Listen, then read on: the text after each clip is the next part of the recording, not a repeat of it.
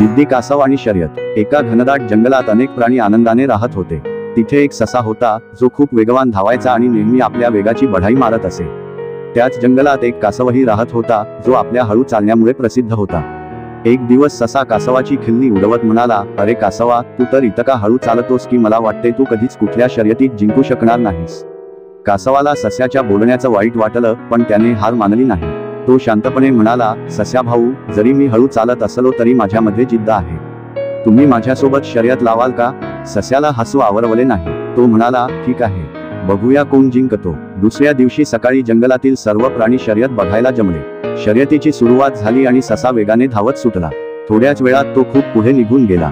त्याने मागे वळून बघितले तर कासव त्याला खूप मागे हळूहळू चालताना दिसला। सस्याला वाटले की कासव तर खूपच मागे आहे, म्हणून थोडा वेळ विश्रांती घ्यावी। तो एका झाडाखाली बसला आणि त्याला झोप लागली।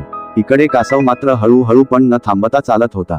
त्याला माहित होते की तो सस्याच्या वेगाशी स्पर्धा करू शकत नाही, पण त्याने आपली चालण्याची गती कमी केली नाही। बराच वेळ झाल्यावर सस्याला जाग आली। त्याने बघितले तर कासव अजूनही हळूहळू पण पुढे सरकत होता। सस्याला आता भीती वाटली। तो वेगाने धावू लागला, पण आता खूप उशीर झाला होता। कासव हळूहळू चालत शर्यतीच्या अंतिम रेषेपर्यंत पोहोचला आणि त्याने शर्यत जिंकली। सगळे प्राणी कासवाचे अभिनंदन करू लागले। सस्याला आपल्या घमेंडीपणाची आणि निष्काळजीपणाची जाणीव झाली। या गोष्टीमधून आपण शिकतो की हळू आणि स्थिर गतीने काम करत राहिल्यास आणि जिद्द न सोडल्यास आपण कोणतेही ध्येय साध्य करू शकतो। वेगापेक्षा चिकाटी आणि सातत्य महत्त्वाचे असते।